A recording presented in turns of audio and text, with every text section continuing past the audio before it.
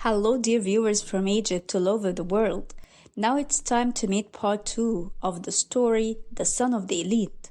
Let's see what happens. I have an idea. I can agree and I can ask him to bring my siblings with me. I can't leave them alone at home. This is the only condition. If he agrees, it's okay. If he doesn't, it will be his decision. My siblings have no one except me. I can't walk away and leave them after my grandpa died. The following day, her friend Nagla came to see her. That moment, Ines told her about everything. She told her that she was so confused and didn't know if she'd accept or decline the offer. It is an offer that shouldn't be declined. It might not happen again, but she was so afraid of staying with him alone in the same house. What are you going to do there? You will do what you have to do. You will cook, wash, and sweep. Then you will go to your room and lock the door. That's all. And he'll be most of the time at work. He won't be free. At that time, Anas was at the company, working as usual. He was talking about work, but every moment he would daydream and ask himself, what would Ines say? Will she agree or not? The time at work passed, and he was confused and wished to know her response. After leaving work, he went to her house and asked her, "Have you thought or not? I think I left you some time to think with no pressure. I need you to respond fast, because I can bring someone else as fast as possible." No. Why would you bring someone else? I'm the one who will work with you at home. But on one condition. My siblings. I can't leave them alone. You understand that they can't stay alone here, so I will take them with me. What do you think? Okay, I agree. The most important thing is to stick to all the instructions I will say. Now, you go prepare them, and let's go as we're late. Don't worry, I stick to everything. Try me. I swear I'm so clever, and I can fix the best dessert ever. You will like it so much. Okay, let's go. Stop blabbering and go get your siblings. He took them by car. All were so happy that they left the small room where they were living, and they were gonna live in a very big house. Ines was thinking, "Dear God, please make him my Mr. Right and help me get rid of the bad conditions I'm living." After they reached home, they liked it so much. Ines was really impressed by the house and its tidiness. How come the house was so pretty?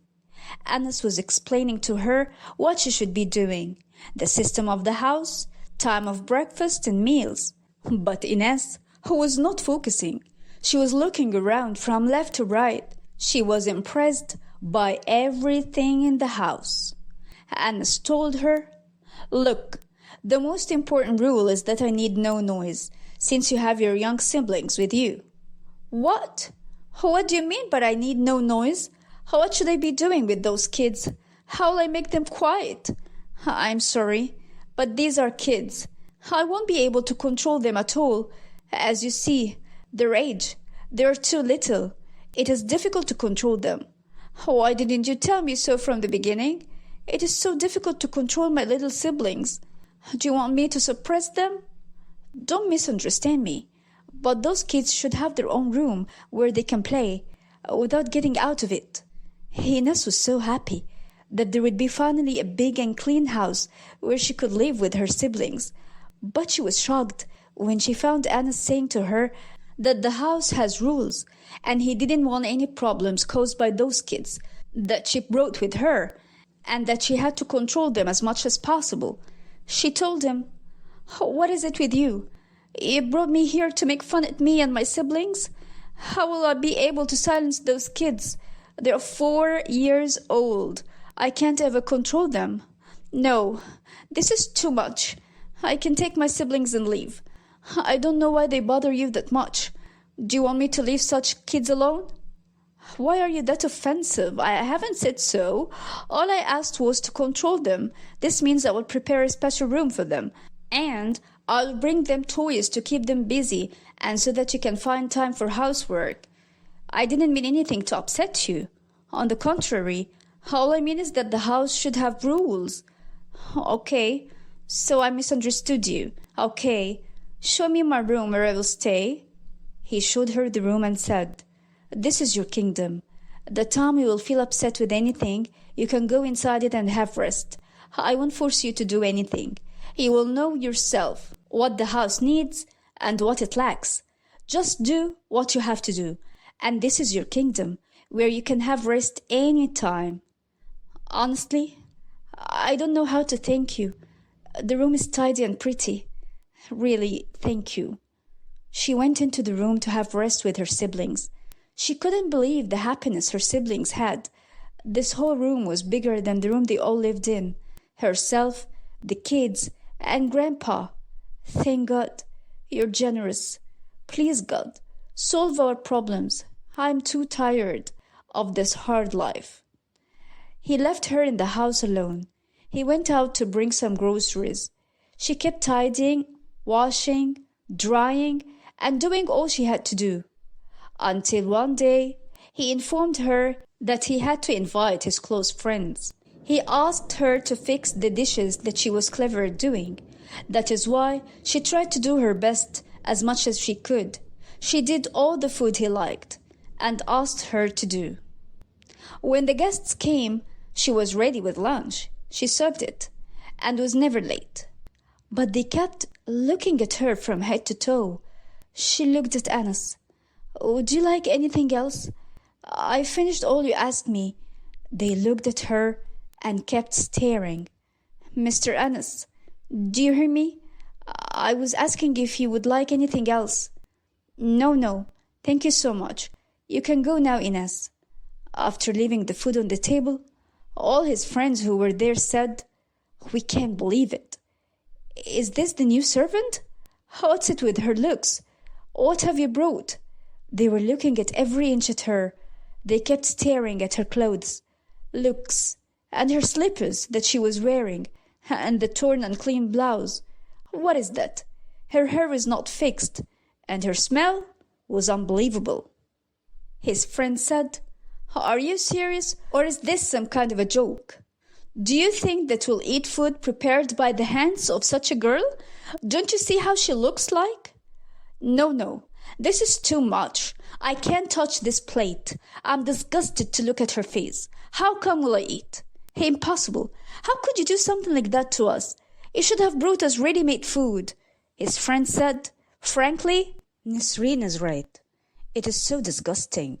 We can't put our hands in these dishes." They all agreed that they would leave this food and go eat at a restaurant. It would be better for them.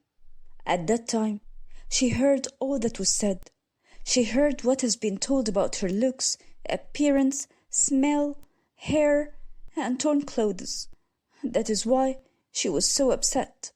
But she wasn't surprised with their talk, because she already knew pretty well that her looks are not proper and she hasn't got any other clothes. Anas told them, "What are you doing? It's totally wrong. She's very clean. I brought her to work as a servant. Since she came, the house has been so clean. As you see, the girl is clean. Don't judge her looks." No, we can afford looking at her and eat from the food she prepared. Come on, will you go out with us to eat, or we go alone? His friends told him, "Anas, frankly speaking, you're wrong. You're wrong to bring a girl like that from the street and let her enter your house and trust her. We don't understand. Has this girl affected you that much?" At that time, Ines was devastated. She didn't know what to do. Yes, that's true. Her looks are horrible. Her clothes are torn. But this is out of control. She didn't intend this to happen. At that time, Anas was so worried about her feelings. He didn't want to hurt her or tell her all that was said, or why the food was not touched. That is why he got an idea, that he had to get rid of all that food and throw it away before she'd feel anything, and take it to the nearest bin. And he'd go to her and say that they liked it. And he did so. He went into the kitchen where she was. She saw him from the kitchen's window while he was throwing the food into the bin. He entered while smiling and told her, "Annous, well done. The food was great. Do you know that they wanted to eat all of it because it was so well done? Unbelievable. Really? Thank you so much. I like the food very much, especially the mashed potatoes that you fixed. Really well done. Since when have you learned to fix all of that?" She looked at him while talking. She knew he was lying, and that he was telling her well done, although he didn't eat. She was listening to him while being frowned. She looked away. He told her, "Can you tell me why you're looking away?" "No need for all of that. I heard everything. I heard all that was said by your friends. They have all the right to say so. Really, I look so bad that they can't eat from the food I made. But it's not my fault. I have no money to buy other clothes. I have no clothes but these. You made me enter the house, and you already knew that. So why would this be my fault?" She walked away, while trying to hide her embarrassment from what happened, and how broken she was. But he felt all she was feeling. She entered the room. Once she was in, she burst into tears. She felt so pity for herself. She didn't know what she could probably do with that dilemma. She was in a clean house, and she should be likewise. How come she was gonna live with him with the same looks? He went to her and said, "Hey, it is not your fault. Honestly, after I gave it a thought, I found out that it was my fault. I had to bring you clothes, but I got busy. I'm terribly sorry. All that happened today was my fault. Don't be upset. Don't be upset, except with me." She wiped her tears and said, "Are you really gonna buy me clothes? Oh yeah, I really need some clothes. I will bring you everything you want. You just command and I'm at your beck and call. I will bring you everything you like.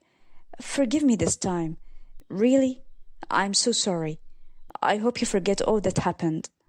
Ines agreed that he'd buy her clothes, but she said, "The price of the clothes that you will buy will be deducted from my salary. I was willing that once I get paid, I will go buy some clothes in order to look better." That is why he went down and bought all she wanted. He went into the room to make her happy with all the clothes he bought. He thought she'd be so happy. He woke her up. It was nearly 1 a.m. He went in without knocking. He thought he'd make her a nice surprise, and she'd be so pleased, because he knew how much she was in need of those clothes and how long she's been waiting for them. Once she opened her eyes and heard that he was talking to her, and his voice was so close to her ears, she was pretty shocked and got so confused. She didn't used to find someone in her bedroom while sleeping. She was shocked to see him in front of her. He was smiling and had a lot of bags. She got up in anger and said, "Dears, here we come to the end of this part of the story, The Son of the Elite. Don't worry, we'll complete it in the next part. If you really liked this part, press like, subscribe to the channel, and activate the bell so that you can hear from us and from our stories. Till I meet you, I wish you all the best. Thank you for watching. Bye bye.